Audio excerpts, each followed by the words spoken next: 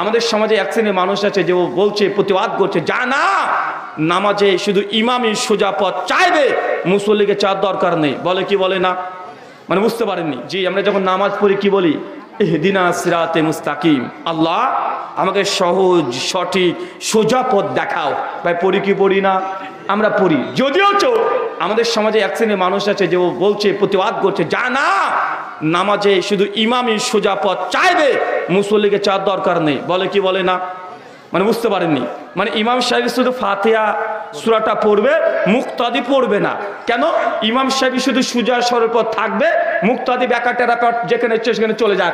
এই জন্য অনেকেই আছে মুসল্লিরা, মুক্তাদিরা ফাতিহা সূরা পড়ে না। সমাজে আছে না নাই? কথা বলেন, আছে না নাই? অথচ আল্লাহর নবী জানিয়ে দিয়েছেন, লা সালাতা লিমান লাম ইকরা বিফাতিহাতিল কিতাব, যে ব্যক্তি সালাত পড়েছে ফাতিহা পড়ে নাই, তার নামাজ হয় নাই। লা সালাতা, কোনো সালাত নেই, নেই জোহর, নেই আসর, নেই মাগরিব, নেই ইশা, নেই ফজর, জাহান্নাম সালাত, নাই জানাজা। যার সালাত পড়েছে কিন্তু ফাতিহা পড়ে নাই, তার নামাজ হয় নাই। সহিহ বুখারী প্রথম খণ্ড 155 নম্বর পৃষ্ঠা, হাদিস নম্বর 755। উবাদা বিন সামিত, আমাদের আয়েশা রাদিয়াল্লাহু আনহা, জাবের বিন আব্দুল্লাহ, 17 জন সাহাবী এই সনদকে বর্ণনা করেছে মুতাওয়াতির পর্যায়ে যে নামাজে সূরা ফাতিহা লাগবে। কেন? কারণ নামাজে প্রত্যেকদিন মুসলমানকে ট্রেনিং দেওয়া হয় যে তুমি আল্লাহর কাছে সোজা সরল পথ চাও। কিন্তু এক শ্রেণীর মানুষ আছে এরা বিরোধিতা করছে কি করছে না বলেন? তো যারা বিরোধিতা করছে তো তারা সহজ পথ পাবে, সরল পথ পাবে। শুধু হুজুর পড়ছে কিন্তু মুসল্লি পড়ছে না। আরে নামাজে সূরা ফাতিহার পরে একটু আস্তে করে উচ্চ স্বরে সশব্দে একটা বাক্য বলতে হয়। কি বলতে হয় বলেন তো? আমিন। বাংলা মানে কি? বাংলা মানে কি? আল্লাহ তুমি কবুল করো। আমি যে এতক্ষণ বললাম, তোমার গুণগান করলাম, প্রশংসা করলাম, তোমার কাছে সোজা পথ চাইলাম, বাঁকা পথ যেন না চাই, এই কথা বলেছি। ইহুদি খ্রিস্টানদের পথে যদি চলে না যায়, এই কথা বলেছি। আমাকে তুমি ভ্রষ্ট পথে চালাও না, এই কথা তোমাকে বলেছি। তোমাকে মেনে নিয়েছি, তুমি বিচার দিনের মালিক, তুমি আমার বিচার করবে। ইয়্যাকা না'বুদু ওয়া ইয়্যাকা নাস্তাইন, আল্লাহ আমি তোমার কাছে চাই আর তোমার কাছে তোমারই শুধুমাত্র আমি ইবাদত করি। এই কথাও বললাম। সব কথা বলার শেষে আল্লাহকে সামনে বলবো আমিন। আল্লাহ তুমি কবুল করো, আমার দোয়াকে তুমি গ্রহণ করো। এক শ্রেণীর মানুষ এটাকেও বলতে দেয় না। বলতে দেয়? কথা বলেন তো। মানুষ কিভাবে হেদায়েত পাবে? অনেক বলছে শুধু হেদায়েত পাবো, মানে হেদায়েতের দরকার নেই। অনেকের ভাব এমনটা যে না, আমাদের হেদায়েতের দরকার নেই, যা করছি বাপদাদা থেকে, কোরআনে কি আছে হাদিসে কি আছে দেখা দরকার নাই। আল্লাহ বলছেন উলাইকাল্লাযিনা হাদাহুমুল্লাহ উলাইকা হুম উলুল আলবাব, যারা মনোযোগ ছেড়ে কথা শ্রবণ করবে, এরপর সবচেয়ে উত্তম যে জিনিস সেটাকে গ্রহণ করে নেবে নির্দ্বিধায়, যদিও সেটা তার নিজের বিরুদ্ধে যাক, নিজের বাপের বিরুদ্ধে যাক, নিজের মায়ের বিরুদ্ধে যাক, নিজের বিরুদ্ধে গেলেও আপনাকে হক কথা পেলে মানতে হবে। মানতে রাজি তো? আমরা মানতে রাজি তো? যে চাচা আমি জানি যখন আপনার সামনে হাদিস বলা হয়, কেউ যদি জেনে বুঝে 1 টাকা সুদ খায়, মায়ের সঙ্গে চেনা করলে যে পাপ, আপনি একাই সে পাপ করছেন, এই হাদিস শুনলে আপনার ভিতরে একটা রাগ তৈরি হয়ে যায়। কেন? আপনি বন্ধন অফিস থেকে স্ত্রীকে বন্ধক রেখে, মেয়েকে বন্ধক রেখে 10,000 টাকা দিয়ে আপনি তুলে নিয়ে ব্যবসা করছেন। এই হাদিস বললে আপনার রাগ হয়, কেমন কেমন জন লাগে। লাগে কি লাগে না? কিন্তু কিচ্ছু করার নেই। এটাই নবী বলেছে, রাগ আমাদের পরে করে 5 পয়সা লাভ নাই। আমরা আপনাকে জোর করে ধর্ম বানাতে আসি নাই। এই কথা আল্লাহ নবী 1400 বছর আগে বলে গেছেন। ওটাকে আমরা বাংলাতে, আপনি বাঙালি তার জন্য বাংলাতে বলে গেলাম। কারণ যদি আপনি হেদায়েত পেতে চান, আপনার হৃদয়টাকে উন্মুক্ত রাখতে হবে।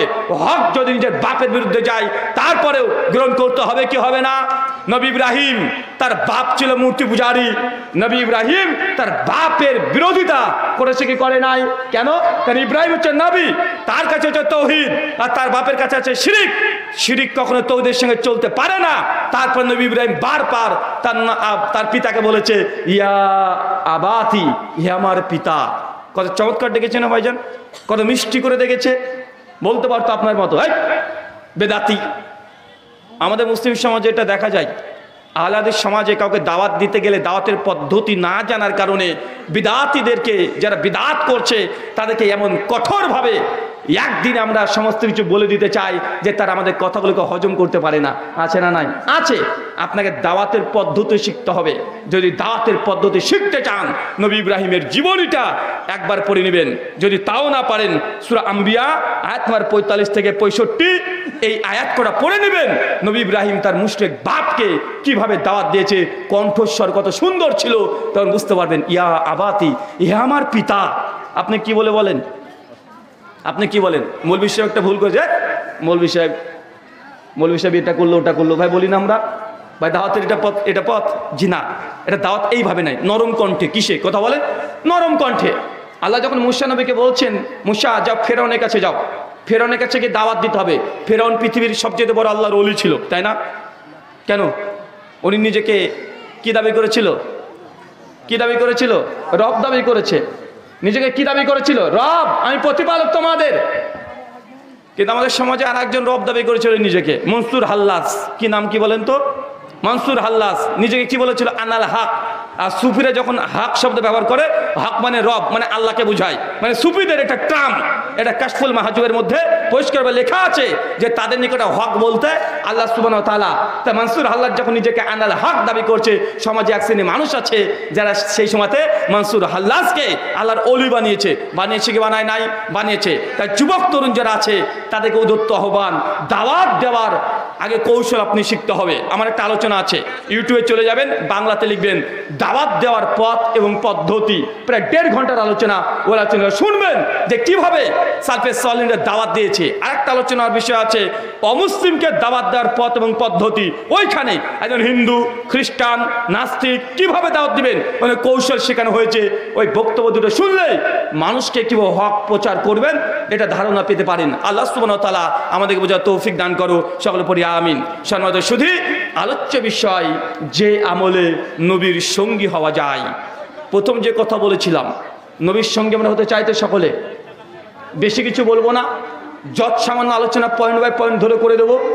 মাত্র 4টে আমলের কথা বলবো, যে 4টে আমল করলে আপনি জান্নাতে নবীর সঙ্গী হবেন। জান্নাতে নবীর সঙ্গী হবেন। প্রথম যে আমল, সে নবীর আনুগত্য, ইত্তেবা, অনুসরণ। কার কথা বলেন? কার আনুগত্য? আরে কথাই বলেন এরা, কি ব্যাপার? আপনাদের মন খারাপ মনে হচ্ছে? কি অবর্গ ভাই, কেউ মারা গেছে এলাকাতে? হ্যাঁ, তো এত দুঃখ ভাব যে হৃদয়ে, মনে হচ্ছে যে খুব দুঃখ পেয়েছেন, কষ্ট পেয়েছেন। কি খিদা লেগেছে? খেতে দেয় নাই?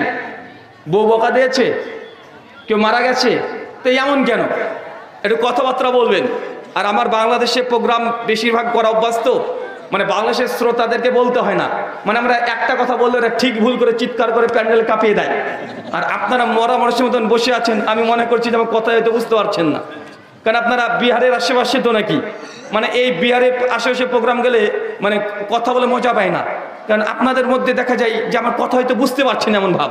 ওই যে বিহার, আমাদের ঝাড়খণ্ডের পাকুড়, ওই সাইডগুলো মানে ওর বাংলা বুঝে, কিন্তু আবার বাংলাতে মনে হয় টেস্ট পায় না ওরা। তা আপনাদেরকে তেমনই মনে হচ্ছে। কি বললাম বলেন তো? নবীর সঙ্গের জন্য প্রথম আমল কি? কি বলেছি? নবীর আনুগত্য। নবীর কি করতে হবে? আনুগত্য, অনুসরণ। দুনিয়াতে একজন ব্যক্তির আনুগত্য অনুসরণ করে আপনি জান্নাতে নবীর সঙ্গী হতে পারবেন। দ্বিতীয় কোনো ব্যক্তির আনুগত্য অনুসরণ করলে আপনি জান্নাতে নবীর সঙ্গী হবেন, এ কথা কোরআন সুন্নাহয় নাই। অনেক কিছু দাবি করতে পারে। বিশুদ্ধ বাংলাতে একটা কোরআনের আয়াতের অনুবাদ, সূরা নিসা আয়াত নম্বর 69, আল্লাহ সুবহানাহু ওয়া তাআলা বলছেন যারা আমার নবীর এবং আমার আনুগত্য করেছে কার সঙ্গে থাকবে? ওয়া নবীন, নবীদের সঙ্গে, ওয়া সিদ্দিকিন, যারা সত্যবাদী তাদের সঙ্গে, এবং শুহাদা ওয়া সালেহিন, যারা শহীদ হয়ে গেছে তাদের সঙ্গে, এবং সালেহিন যারা নেককার পরেজগার ব্যক্তিদের সঙ্গে। কিয়ামতের মাঠে যখন বিচার কার্য সিদ্ধান্ত হয়ে যাবে, আল্লাহ মানুষকে জান্নাত দিয়ে দিবে, কিছু মানুষকে জাহান্নাম দিয়ে দিবে। আর জান্নাতের অনেকগুলো স্তর আছে, কয়েকশোর উপরে জান্নাতের স্তর আছে। আপনাদের কাছে একটা বাংলাতে একটা প্রশ্ন করি, ভাই বলেন তো জান্নাত কয়টা? জান্নাত কয়টা? এই এত আসছে কেন রে ভাই? আরে ভাই জান্নাত কয়টা?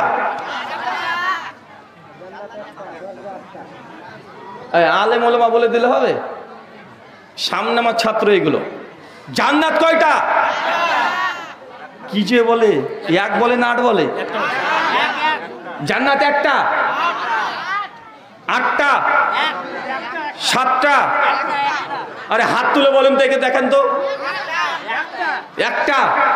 চাচা কি গো, জান্নাতে একটা নাকি? একটাই হবে?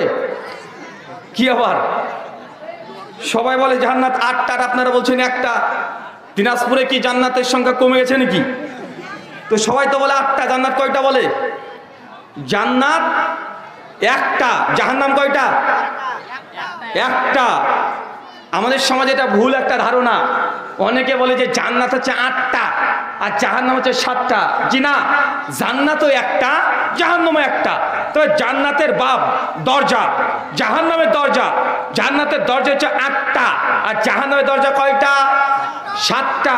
মানে এখান থেকে প্রমাণ হয় আল্লাহ সুবহানাহু ওয়া তাআলা তিনি যে কত দয়াবান, তিনি যে রহমান, তিনি রহিম। এটাই প্রমাণ যে জাহান্নামের চাইতে জান্নাতের দরজা আল্লাহ বেশি রেখেছে। এক একটা দরজা দিয়ে এক এক রকমের মানুষ কিয়ামতের মাঠে বিচারের পরে সে জান্নাতে ঢুকবে। কিছু জান্নাতের নাম আছে রায়্যান, মানে যারা অতিরিক্ত সিয়াম, নফল সিয়াম পালন করেছে তাদেরকে ডাকা হবে যে ওই সিয়াম পালনকারী এসো, এই দরজা দিয়ে তুমি প্রবেশ করো। নফল সিয়াম বুঝেন? সিয়াম মানে কি? সিয়াম কি? রোজা, ফাস্টিং। যারা বেশি অতিরিক্ত নফল সিয়াম পালন করেছে, এইখানে আমি হলফ করে বলতে পারি এই জায়গাতে মেয়েরা, আমাদের মায়েরা বেশি এক্সপার্ট পুরুষের চাইতে। মেয়েরা এই রায়্যান নামক দরজা, যে দরজা দিয়ে শুধু সিয়াম পালন করে প্রবেশ করবে, তারা বেশি হবে। কেন? পুরুষের চাইতে মেয়েরা রোজা বেশি পালন করে। করে কি করে না কথা বলেন? এখানে আলেম থেকে শুরু করে যত বড় সাইকোলজিস্ট হোক না কেন, উনি যতটা নফল সিয়াম রাখে তার চাইতে দেখবেন উনার আহলিয়া মানে স্ত্রী বেশি রোজা রাখে। রাখে কি রাখে না? আরে মেয়েরা এখানে এক্সপার্ট, মানে কোন মাসে যে কয়টা সিয়াম রোজা আছে ও জানা আছে। মনে রাখবেন প্রত্যেক মাসের সোমবার আর বৃহস্পতিবার সিয়াম নফল রাখা যায়। কি বললাম? সোমবার, বৃহস্পতিবার। 2 প্রত্যেক মাসের 13 তারিখ, 14 তারিখ, 15 তারিখ নফল সিয়াম রাখা যায়। রমজান মাসের পরে শাওয়াল মাসের 6টা সিয়াম রাখা যায়। এই নফল সিয়াম যদি আপনি বেশি বেশি পালন করেন তাহলে আপনাকে রায়্যান নামক এই জান্নাতের দরজা দিয়ে আপনাকে ডাকা হবে।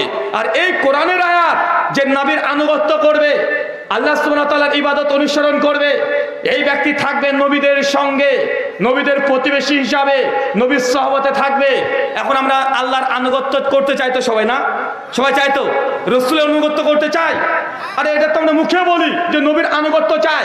যদি সত্যি চান তাহলে আপনাকে কিছু বড় বড় পদক্ষেপ নিতে হবে। আপনি যে আল্লাহর নবীর কতটুকু আনুগত্য করেন এটা আপনার বাড়ির আপনার বাচ্চা ছেলে চুল দেখলেই বোঝা যায়। বেশি তো যার দরকার, চুল দেখলে বোঝা যাবে।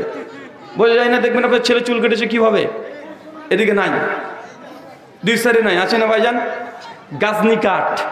আপনি দাঁড়িয়ে রেখেছেন বিরাট কোহলি মার্কা। কি মার্কা? আপনার চেহারা দেখে মনে হয় না যে আপনি মুসলমান, না হিন্দু, না খ্রিস্টান। আপনার দেখে মনে হয় যে কার্ল মার্কস, লেনিন, স্ট্যালিনের মতো আপনি চেহারাকে পরিষ্কার করে রেখে দিয়েছেন। আছে না? নাই কথা বলেন? মুসলমান, জান্নাতে তুমি প্রবেশ করবে চাচা। বাড়িতে ঢোকা আপনি শিখতে পেরেছেন এখন পর্যন্ত? কি বলে বাড়িতে ঢোকেন?